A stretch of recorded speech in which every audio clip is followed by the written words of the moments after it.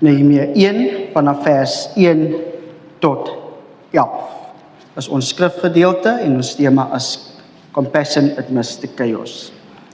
Geliefdes, as ons die gedeelte het, kan ons net stil raak. Almagtige God en Hemelse Vader, Here, dankie vir hierdie dag. Dankie, Here, dat U ons weer eens die geleentheid te gee, Here, om hierdie jaar te begin met U, Here. Here, want sonder U is ons niks, en sonder U kan ons hierdie jaar 2026 uitgaan, Here.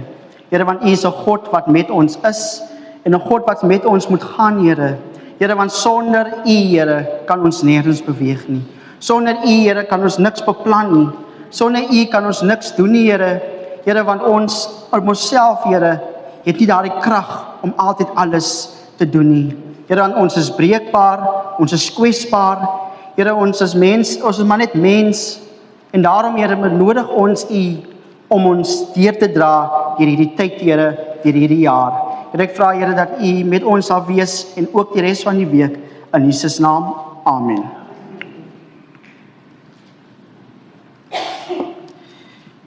Nehemia 1 vanaf vers 1 tot 11. Nehemia kry berig oor Jerusalem. Die verhaal van Nehemia, seun van Agaja, dit was in die maand Kislev, die 20ste jaar.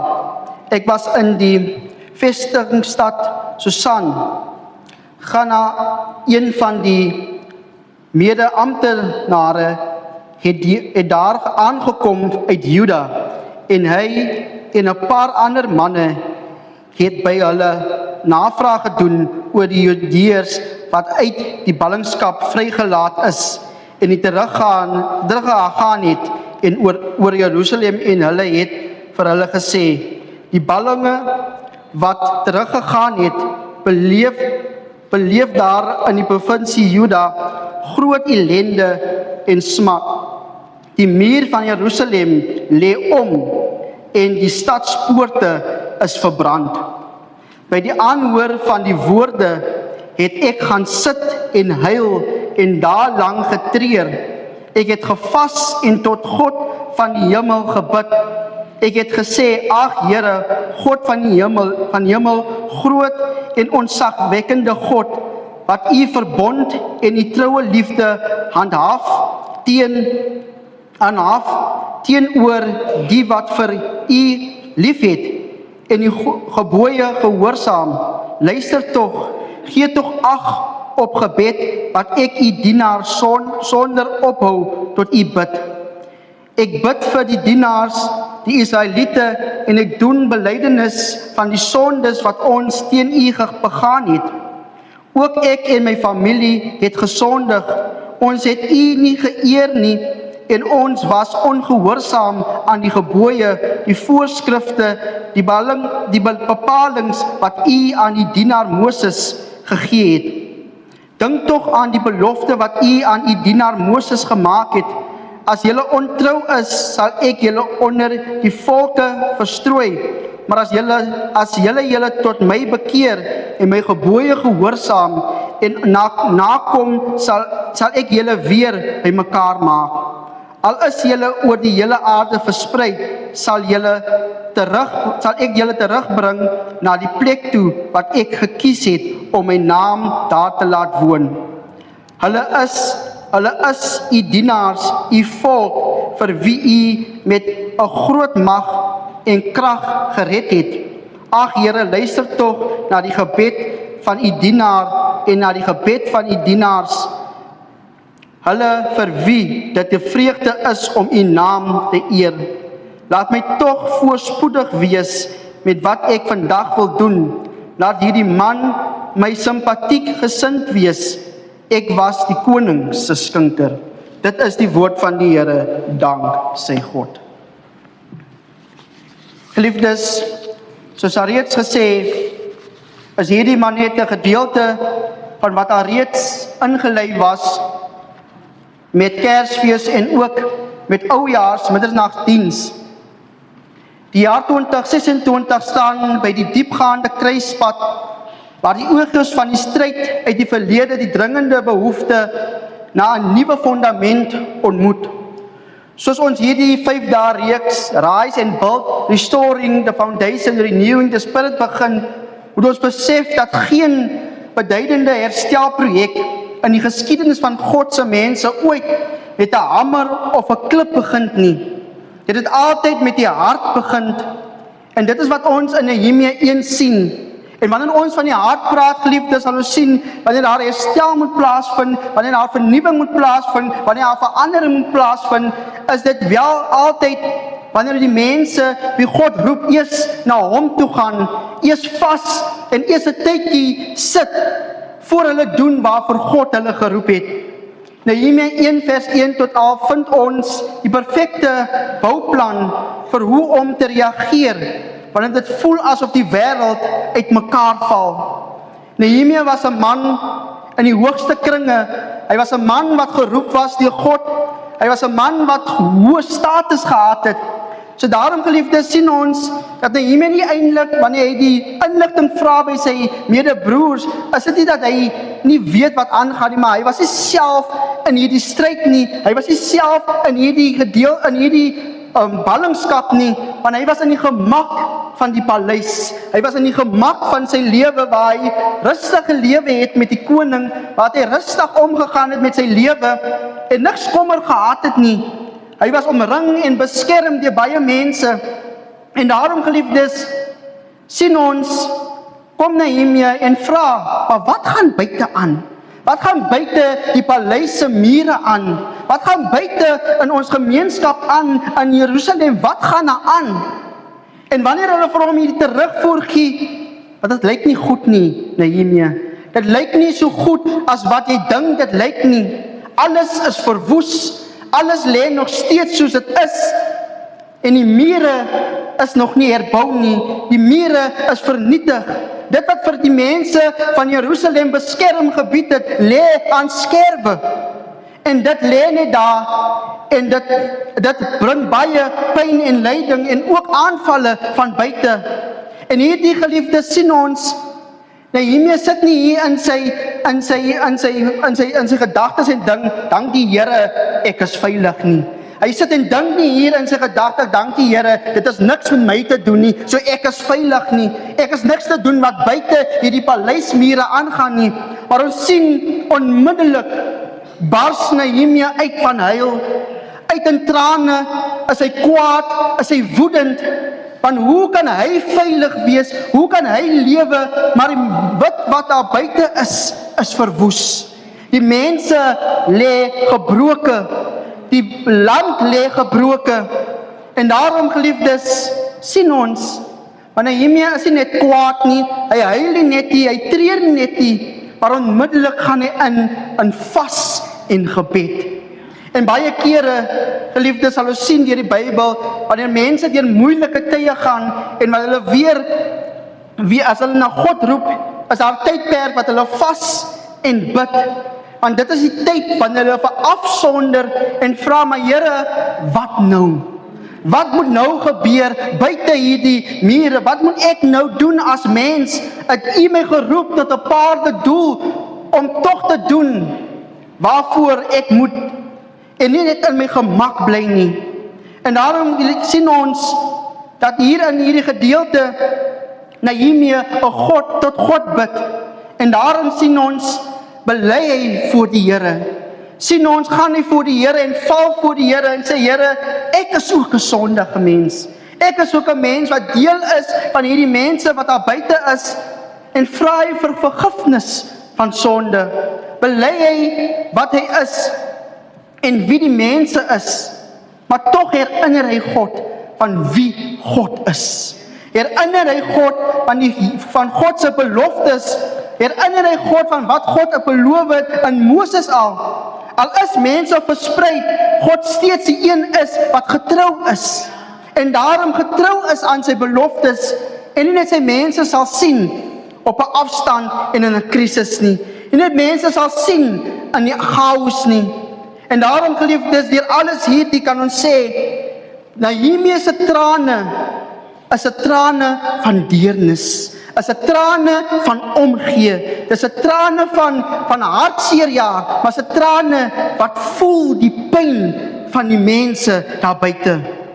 En wanneer ons die teks bestudeer, sien ons dat Nehemia nie tevrede is met hierdie omstandighede nie.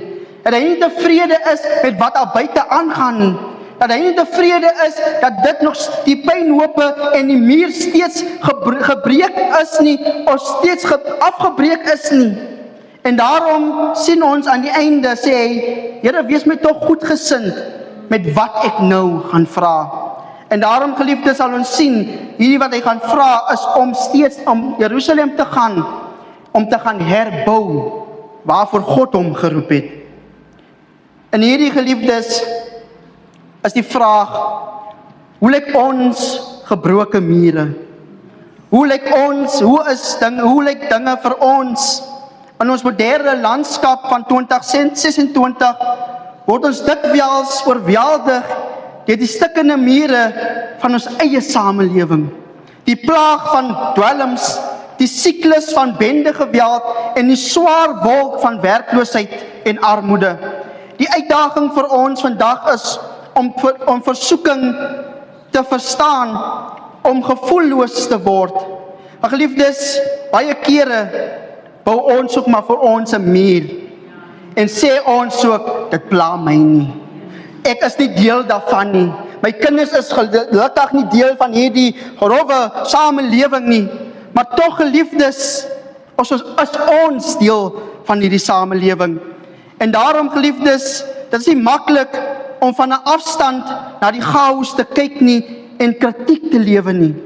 Maar Nehemia bied 'n ander weg, deernis te midde van die chaos. Hy sê, gee om. Kyk na die samelewing, vat tyd om te luister en te sien hoe chaoties ons samelewing is. En vra vir God, Here, wat kan ons doen om dit te verander? Ons weet, ons kan dalk nie fisies verandering bring nie, maar ons kan tot gebed gaan na die Here. Ons kan huil in ons binnekamer. Ons kan kyk na hoe die wêreld lyk, want dit is pynlik hoe chaoties ons wêreld is. Maar is meer pynlik hoe dat ons mense nie medelee toon met mekaar nie. Dis meer hartseer hoe dat mense nie meer omgee van mekaar nie. Dis meer hartseer hoe dat mense 'n muur bou om hulle self en hulle self liewer beskerm en hulle self wil wees in plaas van verander daar te wees. Wanneer dit kom by compassion, as dit kom by deernis, as dit kom by omgee, geliefdes, gaan dit oor om anders se chaos raak te sien. Om saam Nehemia, wanneer iemand vir ons van hulle chaos vertel, ons ook huil en hulle moeilike omstandighede raak sien. Tog moet ons pynlike waarheid in die gesig kyk, in die gesig staar. Baie keer is die kerk juis die mense wat die mure van die gemeenskap verder afbreek. In plaas daarvan om die pleister en klip van die herstel te wees, raak ons die gevoelloos deur ons gebreke aan deernis. Raak ons ook maar raak ons 'n kerk wat ook maar hoë mure bou en ander uithou. Raak ons ook maar 'n kerk wat baie meer seer veroorsaak in plaas van hoop gee vir ander. Bou ons ook maar as kerk en gelowiges ook 'n muur rondom ons. Maar in dieselfde tyd breek ons ook baie kere mense af. En geliefdes, ons ken maar die verhale van hoe mense seer gekry het in die kerk. Ons weet van hoe mense diep seer gekry het in die kerk verlaat het. En baie kere is ons nie bewus dat sommige kere as gelowiges is ons die grootste oorsaak van ander wat wegdraai van God af. As ons die grootste oorsaak hoekom ons samelewing lyk soos dit lyk, want ons is eers gereed om te oordeel voor ons vra, hoe kan ons help? Ons is eers gereed om te vra, maar wat het gebeur voordat ons deernis en medelee toon aan mekaar? Die kerk wat veronderstel is om die plek van herstel en genesing te wees, raak soms die plek van afbreek, kritiseer en mense wegwys. Wanneer ons nie meer omgee nie vir die tikkop op die hoek of die haweloses nie, dra ons by tot die val van die mure. Ons paleismentaliteit binne die kerkmure maak ons blind vir die feit dat ons roeping juis buite in die strate lê. Ons roeping lê nie net in die kerk van die Here nie. Om te herstel is nie net in die kerk van die Here en aan ons geboue nie, maar om te herstel en te vernuwe en verandering bring, lê ook buite die kerk se vier mure, lê ook buite die kerk se hek, om deernis te wys, om compassion te wys. The mist of a chaos beteken om hoop te wees vir ander en nie vir ons sê dit raak ons nie. Die krag van hierdie boodskap lê nie in die haaglikse lys van fisiese take nie, maar in die transformasie van die bedroefde hart na die geestelike toegeruste leier. Nehemia se trane het nie in selfbejammering geëindig nie. Dit het die dryfkrag geword vir sy roeping. Die fokus hier is nie op wat ons onmiddellik met ons hande kan doen nie, maar op ons vermoë om nood van ander werklik raak te sien. Ons ken dikwels nie die diepte van die chaos waardeur mense gaan nie, die stilte stryd agter geslote deure, die vrees vir die toekoms, die pyn van verlies. Daarom word ons geroep om eers stil te staan en medelee te toon. Soos Nehemia moet ons die dryfkrag vind in die binnekamer. Voordat hy 'n enkele baksteen of 'n enkele ding geleer het of 'n enkele ding gedoen het, het hy gehuil, gevas en gebid. Hy het eers vir God gevra, Here, wat is my roeping? Wat wil U hê moet ek doen? Hoe kan ek die verandering wys vir die chaos wat daar buite is? Hy het nie net begin nie, geliefdes. Hy het nie net skouer aan die wiel gesit nie. Soos ons ook nie net skouer aan die wiel sit nie en ons soos die week van gebed gaan, geliefdes, is dit dieselfde wat ons ook moet deurgaan voor ons enige iets doen, dat ons eers in ons binnekamer gaan en vir God vra, wat nou Here, wat wil U hê moet ek doen? En geliefdes, in hierdie tyd waarin ons is, moet ons al meer die vraag vra, Here, hoe wil U hê? Hoe wil U my gebruik in hierdie tyd? Wat moet ek doen as mens om 'n verandering te bring in ander se lewe? Ek sê altyd hierdie woorde, as jy 'n verandering maak in een mens se lewe, het jy 'n doel, het jy uiteindelik, as jy voel het jy 'n doel bereik, het jy eintlik iets bereik, want in een mens se lewe het verander. Een mens het verander. Maar geliefdes, in dieselfde tyd roep hier die teks van vers 4 vir ons ook om stil te raak tydens hierdie chaos. Om stil te raak in hierdie tyd. Want die gedruis van die wêreld kan ons sommige kere so mal maak dat ons die tyd het om stil te raak en die roepstem van die Here na te luister nie. Nehemia se reis vanaf die paleis na die pynhoop wys vir ons dat leierskap nie oor 'n titel gaan nie. Dit gaan nie oor om 'n titel wat ons het nie. Dit gaan nie om mag te het nie, maar ons moet die mag wat ons juis het gebruik om verandering te bring in ons samelewing. Ons mag is nie daar om verander te sê nie of om ander neer te druk nie. Ons mag is nie daar om te dink dat ons op 'n troon sit nie, maar die mag is juis daar om medelee, deernis te gebruik en dit te gebruik om verandering te bring in ons samelewing. En Nehemia se verhaal, geliefdes, is juis dit wat vir ons wys. Want toe hy die eerste traan stort, wys dit vir ons dat hy medelee wys aan sy medemens. En daarom, geliefdes, 'n merkwaardige karakter is Nehemia. Hy het geluister. Hy het geluister na wat aangaan en hy het nie net gaan sit nie. Hy het nie net gesê ek sal maar net vir julle bid nie, soos baie van ons doen. Ons sal maar net bid vir julle. Ons sal maar net vir julle vra dat die Here maar moet insluit, maar ons sien Nehemia se trane, se gebed, se vas het oorgegaan in aksie. En daarom, geliefdes, in hierdie tyd waarom ons is, in hierdie jaar wat ons mee begin, is dit 'n jaar wat ons nie net moet sit nie. Is 'n jaar wat ons nie net moet huil nie. Is 'n jaar wat ons nie net moet bid nie, maar is 'n jaar wat ons begin met al hierdie gebede, met al hierdie vas, met al hierdie stil word, dat ons as 'n tyd geword, dat hierdie goed oorgaan tot aksie. Want ons gebed kan nie net woorde bly nie. Dit moet oorgaan in aksie. In 2026 word ons geroep om Nehemia se karakter te weerspieël. Hy leer ons dat omgee nie net 'n gevoel is nie, maar omgee is ook 'n karakter van 'n disipel van die Here. Ons rol in die aangesig van vandag se chaos is om die geraas van die wêreld uit te doof, sodat ons die fluister van die Heilige Gees kan hoor.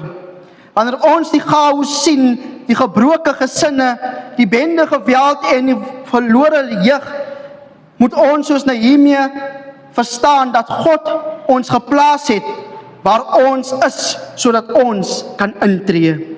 Moenie vra hoekom is die mure gebreek nie, maar vra, Here, wat wil U hê moet ek doen?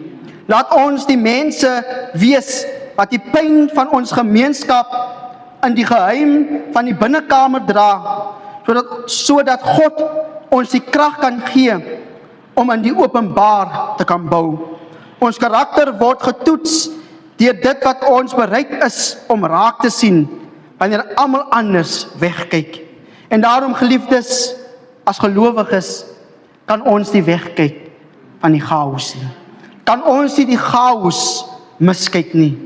Want ons moet compassion hê te mis the chaos. Amen.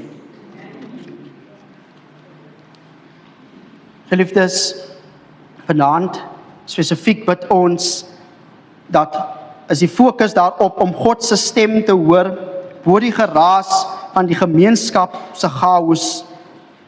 Vra vir 'n hart wat nie oordeel wanneer mure val nie, maar wat die pyn van ander raak sien en saamdra. Soek leiding oor die spesifieke rol wat God wil hê u moet vul en moet speel in die herstelwerk. En daarom, geliefdes, bid ons ook nie net vir dit nie, maar ons bid ook vir ons gemeente. En ons bid ook dat God, waarmee ons ingaan hierdie jaar, dat God vir ons getrou sal wees en dat God saam ons sal gaan. En ons weet dat ons is besig met die vernuwing, die verandering, maar ons bid dat God elke stap, elke tree met ons sal gaan en dat ons nooit sal vergiet dat ons hom in alles swaar kry, en alles geluk en al ons lekkertye ook vir hom sal ken in hierdie tyd. So, geliefdes, ons kan 'n koortjie kry en dan kan ons oorgaan in gebed.